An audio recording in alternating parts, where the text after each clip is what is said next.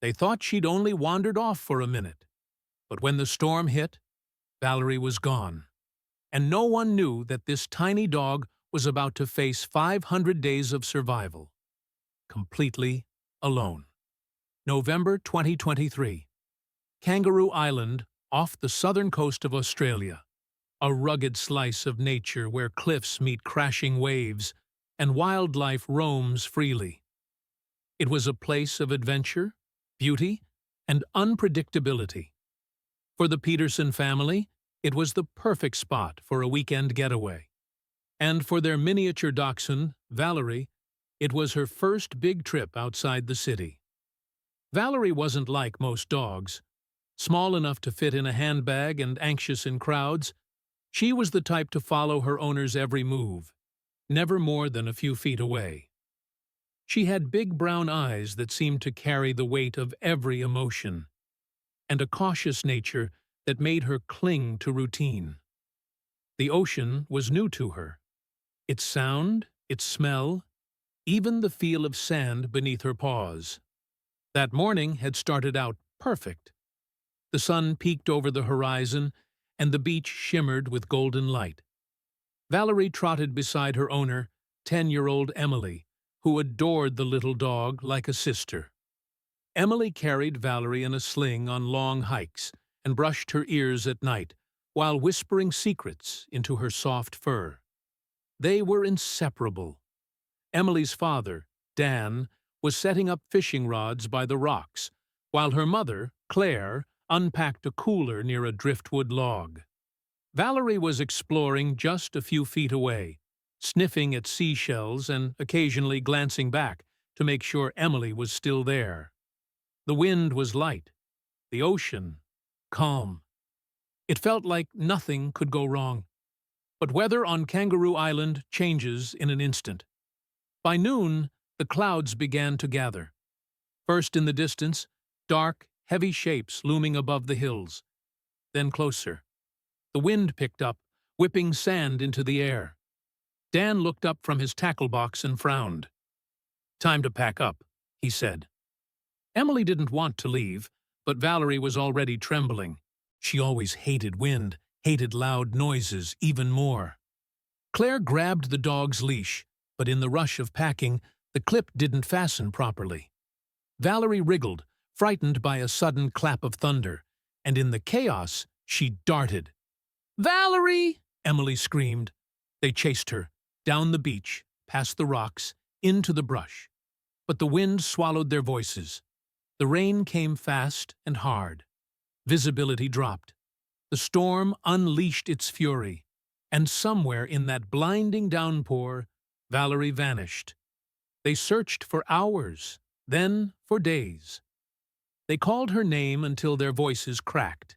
They printed flyers, talked to every local they could find, left out food, left out her blanket, her toys, her favorite treats.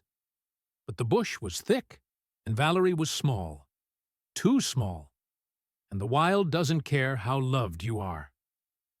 Back in their hotel room that night, the silence was unbearable. Emily sat curled up with Valerie's blanket in her arms, refusing to eat, refusing to speak. Claire tried to console her, but she too was on the edge of tears. Dan, usually the rock of the family, stared blankly at the floor. It had been just a minute, just one mistake. The next morning, they returned with volunteers. They formed lines, combed the area, called her name again and again. Drones were flown over the dense bushland. Thermal cameras, dog trackers, nothing. No paw prints, no sounds, no sightings, only a tiny paw-shaped hole in their hearts.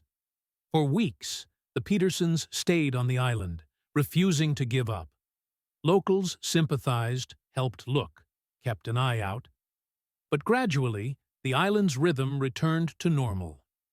And the Petersons, empty, defeated, returned home to Adelaide. Back in her room, Emily refused to move Valerie's bed. Her food bowl remained by the door.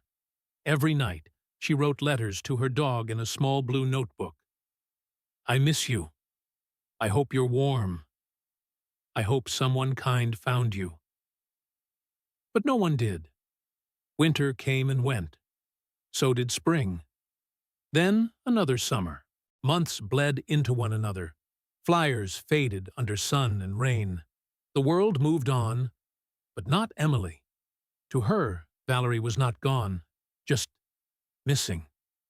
Some nights, she would hear a sound outside and run to the porch, hoping. But it was always nothing, just the wind, just a dream. Still, deep down, she believed Valerie was out there, alive, somewhere, surviving. What no one knew, what no one could have imagined, was that Valerie was alive. Somewhere beyond the cliffs, past the hiking trails, deep in the tangle of eucalyptus and scrub, a tiny dachshund was curled under a fallen log, wet, cold, alone, but breathing, shivering, surviving. Each breath was a miracle. And the real story, Valerie's story, was just beginning. She wasn't meant to survive out here. No one thought a 12-pound city dog could last a week. But Valerie, she had other plans. The forest was a world of giants. Towering eucalyptus trees creaked overhead like old bones. The ground was littered with leaves that crunched under the paws of things far bigger than Valerie. She had never known this kind of silence, the kind that hummed with danger. The first night was the worst. Rain poured through the trees in icy sheets. Valerie crawled under a rotting log, her fur soaked, her teeth chattering. She didn't sleep. She barely moved. Every crack of thunder made her flinch. She waited for morning, but it never really came, just gray light and cold wind. She was hungry, thirsty, confused. She didn't know where she was. She didn't know how to get back. But something in her, some tiny ember of instinct, flickered. She sniffed the air. She listened. And she started to move. Valerie followed her nose. She'd always had a strong sense of smell. At home, she could sniff out a treat from 3 rooms away. Now, that same nose would have to save her. She found water first, a shallow stream, slick with moss and lined with stones. She drank cautiously, unsure if it was safe, but instinct won. Then came food, scraps of something buried in the dirt, the remains of another animal's kill. Not ideal, but it was enough. By the 3rd day, she had stopped shaking. She learned to avoid open areas, hawks circled above. She stuck to thick brush, crawling under thorny shrubs where bigger predators couldn't reach.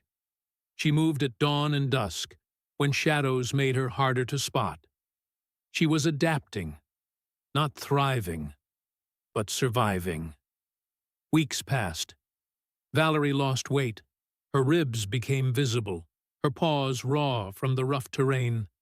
But she kept moving, from log to rock, from shadow to shadow. She stayed near the edges of human scent, old trails, discarded snack wrappers, places where people had been. She remembered the smell of Emily's backpack, the scent of sunscreen and mint gum. She would stop sometimes, nose in the wind, waiting for a trace of home. None ever came. Winter arrived. The nights turned brutal. Valerie curled herself into a ball, using dry leaves as blankets. One night, a wild storm blew down several trees. She nearly didn't make it out of her shelter in time. The log she'd been sleeping under snapped like a matchstick and crashed into the dirt just inches away. It was a silent kind of terror. No barking, no crying, just wide, silent eyes under the pale moonlight. She didn't know what kept her going, but she did. Day after day, night after night. Over time, stories began to spread among locals, hikers, campers, even park rangers. "I saw a small brown dog," someone would say. "Looked like a dachshund, but it ran too fast. Must be a fox. No, the ears were too long." Valerie became a ghost. People left out food near campsites. Some set up cameras, hoping to catch a glimpse. A few grainy clips surfaced, a low-bodied animal sniffing around a trash bin or darting across a dirt path at night. "She's still out there," someone whispered. But no one could catch her. She had become feral, careful, smart, and, in a strange, heartbreaking way, free. Then came the fire. In early 2025, a series of dry lightning strikes set off bushfires across parts of Kangaroo Island. Valerie, asleep in a hollowed-out tree trunk, woke to the smell of smoke. She didn't understand it, not at first. But the birds did. They fled in noisy flocks, rising like a black cloud into the sky. Kangaroos bounded past her, thudding through the underbrush. Lizards, snakes, all creatures big and small moved in one direction, away. Then came the crackling. Then the heat. Then the sky turned orange. Valerie ran, faster than she had ever run before. Her lungs burned, her paws bled. Smoke filled her throat. She darted under logs, through thickets, around fallen trees. Embers floated past her like angry fireflies. She didn't stop, not even when the fur on her tail singed. She ran until her legs gave out. And when she woke, hours later, surrounded by blackened earth, she was still alive. Scorched, coughing, but alive. That night, for the first time in months, Valerie whimpered. A soft, broken sound in the dark. She missed the girl who used to brush her ears. She missed the bed by the heater. She missed the voice that whispered, "You're a brave girl." But even as the tears welled in her eyes, because yes, dogs can cry, she didn't move. There was no point. No one was coming. Or so she thought. What Valerie didn't know was that someone had seen her, just days before the fire. A retired ranger named Tom had spotted a flash of brown fur by his compost bin. He thought it was a fox, but the way it moved, low to the ground with a trot, it made him pause. He checked his old trail cam. The footage was blurry, but there was no mistaking the shape. "A dachshund?" he muttered. "What the hell is a dachshund doing out here?" He posted it online, and that's when the Petersons saw it. Emily gasped. "That's her! That's Valerie! That's my dog!" It had been over a year, but in her heart, Emily knew. The little dog in the video, running through the shadows, was still holding on, still waiting, still surviving. She had survived fire, storms, and predators, but she couldn't survive hope, not on her own. The time had come for someone to find her, before it was too late. Emily didn't sleep that night. The moment she saw the blurry footage, a low silhouette trotting past a compost bin, something inside her cracked open. It had been 16 months. Valerie was thinner, dirtier, but it was her. Emily knew it, and so did her parents. They called the local rangers the next morning. Then they packed their bags and flew back to Kangaroo Island. Not for vacation. This time, they came to bring someone home. The plan was simple: bait, cameras, and patience. With the help of volunteers and a rescue team, they set up motion-triggered cameras around the area where Valerie had been spotted. They left blankets that still held Emily's scent, toys from home, a small trap, padded and safe, with fresh food and her favorite, a piece of roast chicken. But days passed. Nothing. The cameras showed birds, possums, and the occasional fox. But no dachshund. Emily refused to give up. She sat near the trap every day, reading out loud. Her voice shaky at first, but steady with hope. She read the same bedtime stories she used to tell Valerie. She whispered her name into the wind, and then, one night, the footage changed. At 3:14 a.m., a motion sensor clicked. A small shape crept into view, nose twitching, body low to the ground. It was her, Valerie. She was cautious, She circled the trap twice, sniffed the blanket, paused. Then she stepped back into the dark. The team held their breath. They knew better than to act fast. A dog that survived this long doesn't trust easily. It would take time. The next night, she returned. This time, she licked the toy, sniffed the roast chicken, stepped halfway inside, then backed out again. But she came again, and again. Each night, a little braver. Until finally, on the 6th night, she stepped in fully. The door closed behind her with a soft click. No panic, no barking, just stillness. She curled into a corner and waited. It had been 500 days.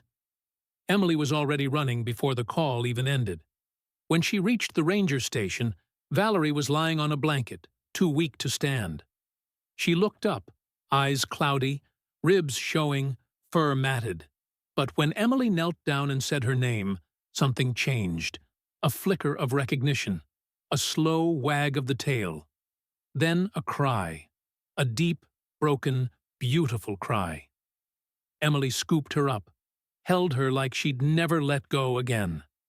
Valerie buried her face in Emily's jacket and didn't move.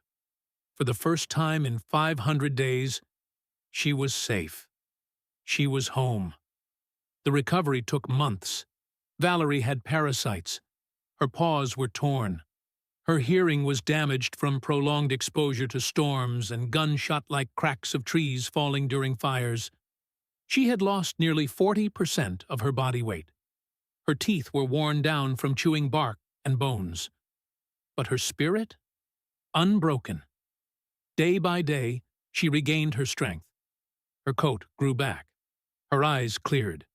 She barked again, a soft, rusty bark, but full of life. She slept curled at the foot of Emily's bed, just like before. Only now, Emily didn't just tuck her in. She held her paw every night, as if afraid she'd disappear again. The story of Valerie spread quickly. Local news first, then national, then international. Dog survives 500 days alone on Kangaroo Island. Tiny dachshund outsmarts nature for over a year. The impossible return of Valerie the Brave. People cried. Strangers sent letters. Other dog owners said her story gave them hope. Valerie had become a symbol, not just of survival, but of love, of endurance, of never giving up, no matter how lost you feel. On the 501st day, Emily held a small ceremony in their backyard. She placed a map of Kangaroo Island on a table, with a line drawn in red. Everywhere Valerie had been spotted, everywhere she might have walked. It stretched for miles. Next to it was a plaque. "Welcome home, Valerie. You never stopped surviving, and we never stopped waiting." Valerie sat beside her, tail wagging, eyes closed, face to the sun. She wasn't just a dog anymore. She was a legend.